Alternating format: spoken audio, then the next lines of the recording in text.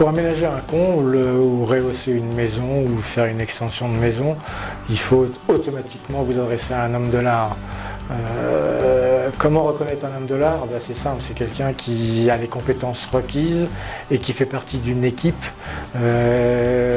performante, qui va vous donner toutes les garanties, non seulement de concevoir le projet tel qu'il doit être conçu techniquement, mais également avec la capacité de réaliser ce projet de façon à ce que vous puissiez avoir vos idées pleinement transformées dans ce comble ou dans cette surélévation.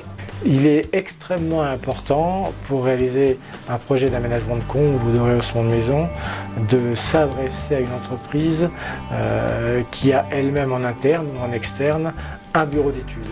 Ce bureau d'études doit être automatiquement dirigé par un ingénieur structure qui aura la capacité de faire les calculs pour sécuriser votre projet. La différence pour vous de travailler avec un bureau d'études, avec une entreprise qui a un bureau d'études, c'est d'avoir l'assurance que votre projet va se réaliser. C'est d'avoir l'assurance que vous serez dans les normes. C'est d'avoir l'assurance que derrière, votre projet sera tout à fait conforme aux normes. Conforme aux normes, ça veut dire que vous allez pouvoir marcher dans votre comble en toute sécurité, vous allez pouvoir le charger, que vous n'aurez aucun sinistre demain dans l'utilisation de votre comble ou de votre rehaussement, que vous pourrez en jouir totalement et pleinement. Je recommande vivement que l'entreprise avec laquelle vous allez travailler ait en son sein un chef de chantier qui va lui-même gérer ses propres commandes. Ça va vous assurer d'avoir un respect des matériaux, un respect du cahier des charges qui est prévu dans votre aménagement ou dans votre surélévation, d'avoir un respect des normes du bâtiment parce que c'est son métier au chef de chantier de faire ça. Contrairement à par exemple si c'était un simple ouvrier qui le faisait, qui prendrait lui les matériaux qui l'arrangeraient.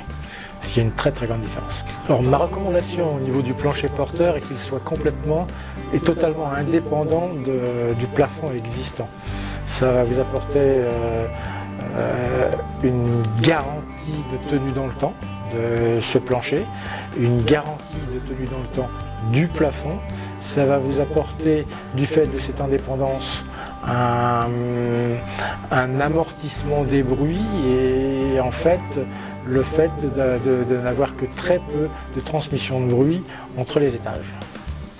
J'ai été appelé par un client il n'y a pas longtemps, enfin c'était pas un client, c'était un prospect qui avait un gros problème dans sa maison. C'est une maison qu'il venait d'acheter et en fait il avait acheté la maison avec un comble existant et donc je suis monté dans le comble et j'ai eu l'impression d'être sur un trampoline. Donc je lui ai assuré qu'effectivement il n'y avait jamais eu de note de calcul et que ça avait été fait peut-être le samedi et le dimanche ou la nuit, enfin c'était pas un professionnel et c'était pas un bureau d'études qui avait travaillé dans son comble. Donc effectivement le fait d'avoir une note de calcul, d'avoir une entreprise sérieuse derrière va apporter la garantie d'avoir un comble pérenne. Pour la petite histoire, ce monsieur a attaqué la personne qui lui avait vendu le comble, il s'est fait rembourser. Et il y a une façon simple de voir que les calculs ont été faits correctement, c'est que sur votre contrat va être noté noir sur blanc la charge d'exploitation résultante, à savoir 150 kg par mètre carré. Si ce n'est pas noté, ça veut dire que vous ne l'aurez pas. C'est assez simple et c'est extrêmement simple et c'est la seule façon de voir que vous n'aurez pas quelque chose dans les normes. Alors, et si c'est noté et que c'est faux, là il va y avoir un gros problème au niveau de la garantie décennale, c'est que l'assurance va se retourner derrière le constructeur et déclinera sa garantie décennale. Pour avoir sa garantie décennale, le fabricant, le constructeur, l'entrepreneur doit montrer qu'il a travaillé dans les normes. S'il écrit qu'il fait 150 kg et qu'en réalité ils n'y sont pas, il n'est pas dans les normes. Donc il peut y avoir un risque de déchéance de cette garantie décennale.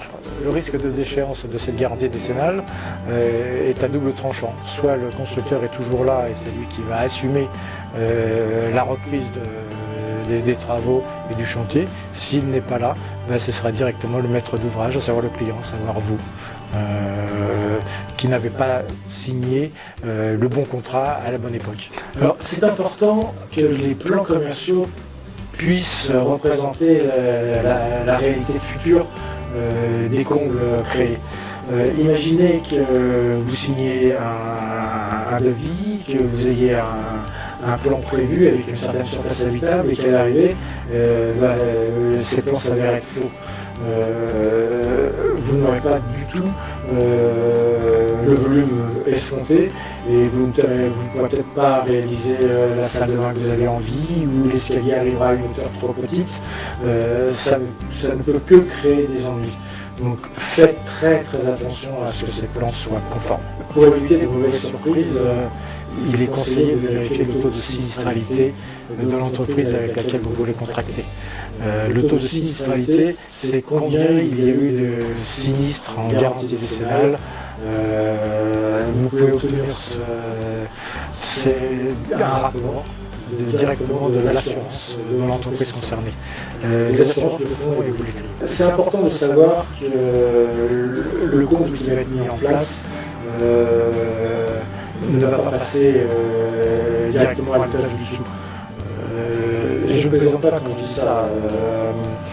Il y a un certain nombre de règles à respecter, de façon à ce que votre compte soit rigide, qu'il ne bouge pas, que la baignoire ne soit pas à l'étage du dessous au bout d'un an, et que vous puissiez jouir pleinement de votre comble. Qu'est-ce qui se passe si vous aménagez des combles avec une structure qui va alourdir la lave, c'est pas ça. Alors, qu'est-ce qui se passe si vous aménagez des combles et que la structure passe à travers les murs, que les murs en fait ne résistent pas au poids qui a été mis dans les combles.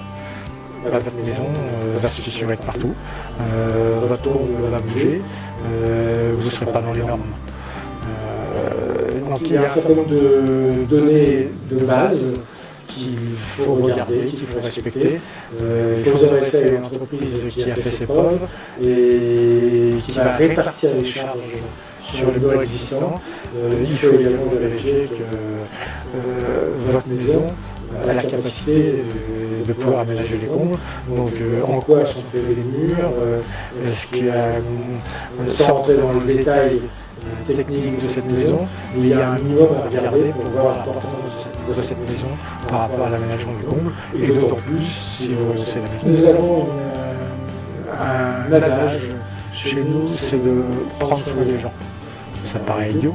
Et pour prendre soin des gens, la première chose que l'on fait, c'est qu'on prend soin de nos gens. On prend soin de nos ouvriers, on les met en sécurité, on prend soin de votre chantier, il va être propre. Le soir, quand les ouvriers s'en vont, ils nettoient, ils passent un coup de balai, ils discutent avec nos clients, ils vont discuter avec vous, ils vont voir les attentes que vous avez, ils vont être contents de vous voir sourire. Et le matin, quand ils vont arriver, ils vont être accueillis par vous avec un café, et c'est comme ça que ça marche. On a une façon de penser au niveau des chantiers, c'est la prise de soin. La prise de soin, c'est effectivement la prise de soin de nos clients. C'est quelque chose qui va de soi, qui est logique, mais en fait, ça passe par la prise de soin de nos ouvriers. Donc la mise en sécurité de nos ouvriers, ça passe aussi par la prise de soin du chantier en lui-même. Ça va être un chantier qui va être propre. Les ouvriers, quand ils vont arriver le matin, vont trouver un chantier propre, ils vont trouver des gens détendus, des gens contents, des gens accueillants, des gens qui offrent le café, des gens qui ont envie de parler de leur projet et de ce qui se passe. C'est ça, la prise de soin chez nous, et c'est comme ça en fait qu'on prend soin et qu'on avance sur le chantier. Il y a une chose importante à regarder quand on visite un chantier, c'est la prise de soin que l'entrepreneur va faire de ses ouvriers, et donc la prise de soin que les ouvriers vont faire du chantier. C'est extrêmement lié. Si vous voyez un chantier avec des baraques qui traînent, avec une sécurité qui n'est pas vraiment là, où il n'y a pas d'échafaudage, où il y a juste une échelle, éventuellement un monte-charge, mais où il n'y a pas de sécurité à proprement parler, vous pouvez vous poser vraiment une question sur la qualité du travail derrière. Alors vous avez un moyen assez simple de vérifier que ce que vous voyez sur le site concernant l'entreprise est fiable, c'est d'aller voir ce chantier, et de voir comment ils sont faits, comment ils sont pensés, d'écouter les gens, ce que disent les gens, de la façon dont le chantier se déroule ou s'est déroulé, la façon dont les sujets ont été traités, éventuellement les difficultés rencontrées sur le chantier, comment ça a été géré. C'est un point extrêmement tangible qui va vous permettre de voir comment on passe d'une théorie à une réalité, et surtout une réalité de chantier. C'est le jeu de l'affectif.